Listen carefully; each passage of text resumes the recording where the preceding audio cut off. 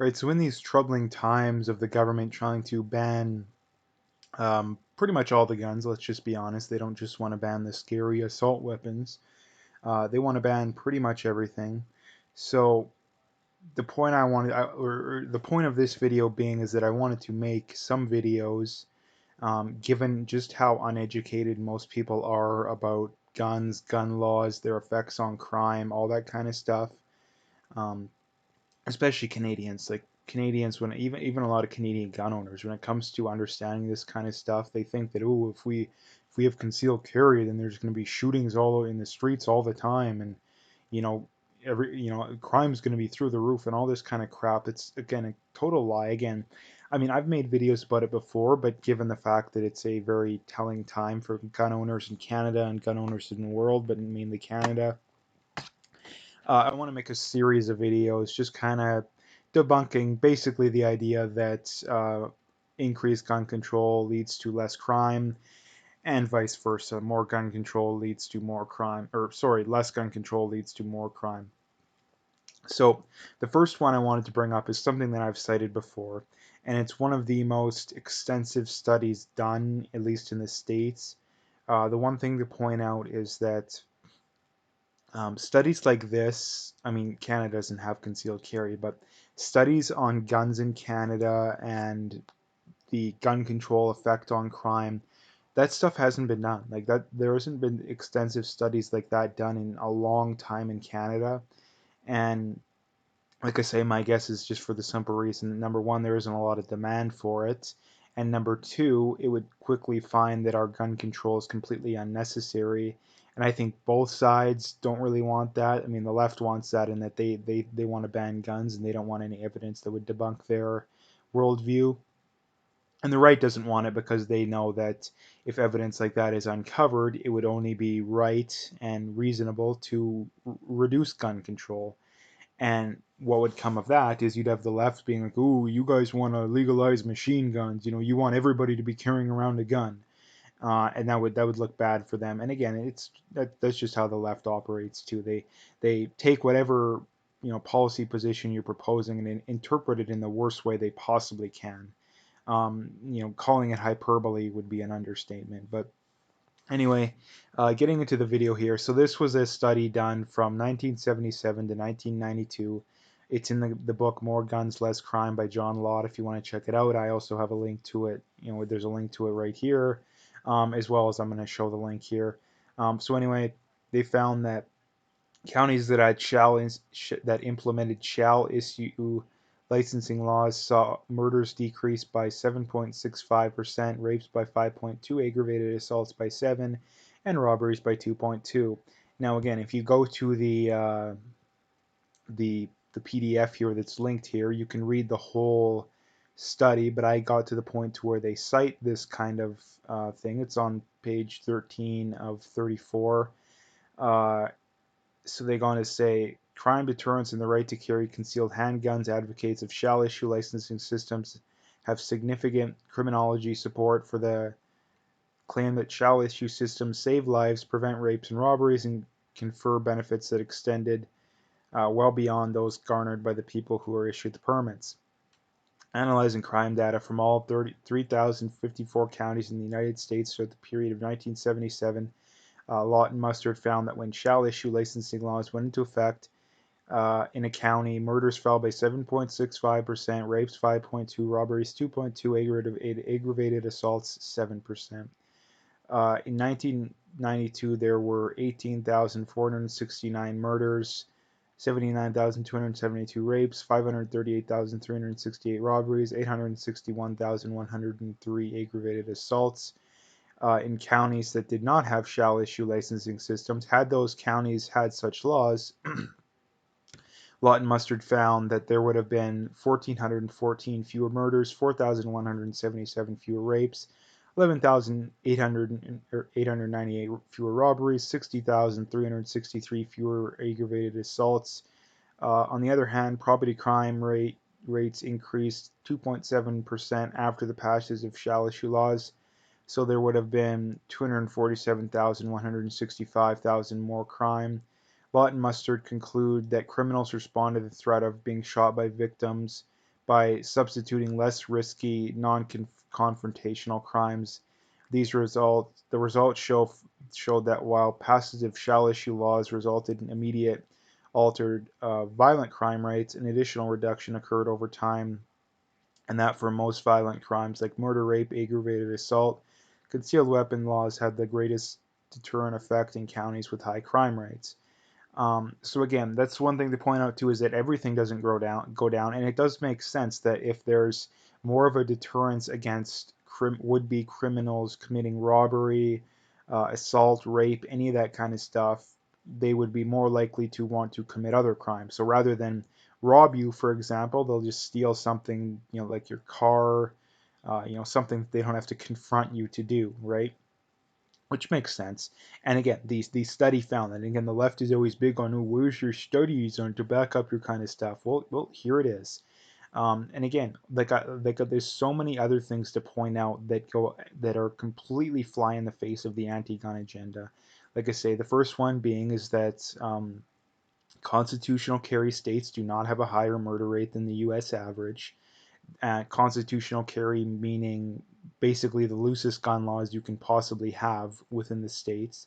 Not all states are the same. Again, Canadians seem to assume that all states are the same when it comes to the gun laws, when in reality they vary very, very drastically in the states. It's not like Canada where all the laws are the same no matter what province you're in. The other thing to point out too is that the states with the strictest gun control do not have less crime than the U.S. average. 3 of the 4 states with the lowest murder rates are constitutional carry states. Um, the amount of guns in the states has more than doubled in the last 25 years. Meanwhile, the murder rate, violent crime rates have been cut in about half. So again, if more guns leads to more crime, then why didn't the murder rate go up? If looser gun laws means more crime, then why also during that time the amount of constitutional carry states went up also quite a bit. I believe it went from about 5 to about 12 they're at now.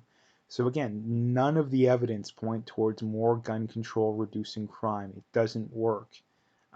There's no evidence for it. The problem that these gun control advocates make is it's the classic correlation causation fallacy.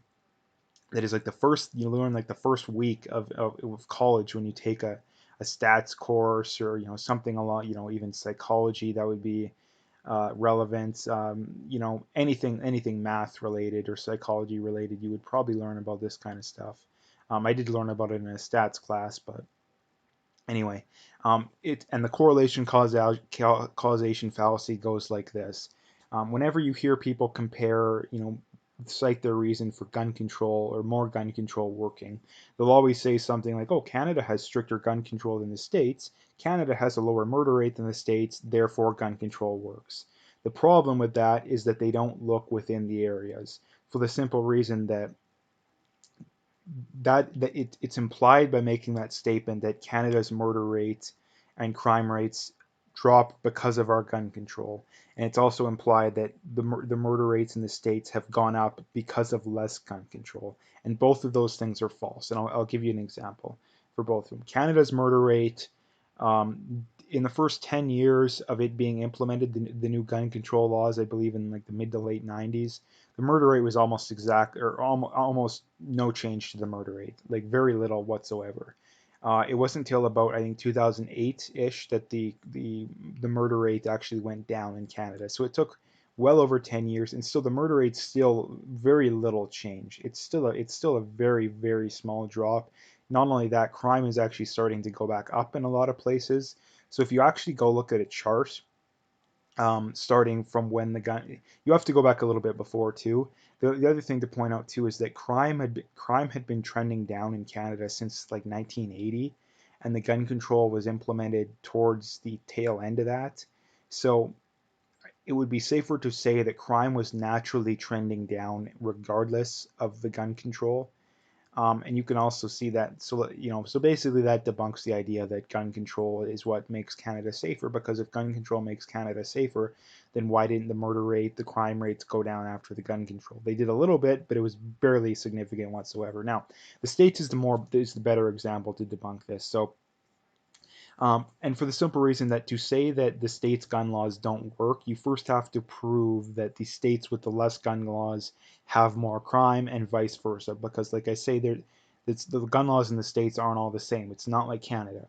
So, like I say, for that to work, okay, the constitutional carry states should have the most crime. That's not true. Again, to fairly compare Canada to the U.S., the constitutional carry states should have more crime. They don't. The states with the most gun control should have less crime. They don't. Um, like I say too, of the states with the lowest murder rates, 3 of the 4 of them constitutional carry states. Now, so what actually causes this kind of stuff? When you look of those 3 out of the 4, I believe they're like Idaho, Wyoming, and like New Hampshire or Maine. It's those kind of states that have the really low murder rates. So what do those states have in common? Number one, they don't have any, very big cities, so there's low population density. But again, murder rate is still per capita, so population density shouldn't affect it that much. Um, the other thing to point out too is that they don't have a lot of minorities in them, and as much as people hate to hear it, when you look at the cities with the highest rate of black and to a lesser degree Hispanic population, those are the cities that have the most crime. Again, look at Toronto. Toronto, what is accounted for the vast majority of their population growth? Well, it's immigrants, and most of them aren't white immigrants. And again, not racist. Again, it's only racist to point when there's no difference. Okay, it would be racist to point it out if there was no difference between the races. But when you look at the murder rate between the races in the states, whites have like a 1.5 murder rate per 100,000, and blacks it's like 8 or 9. So it's not even close. So again, if you were to tell me, a random area and be like, hey, this area in the States has a very high minority population and it has a very big city, or it's a very, like a Baltimore, like, what's another good example? Like the Bronx, St. Louis, New Orleans, Little Rock, Arkansas, like these kind of places. Okay, those are the places that have very high crime rates.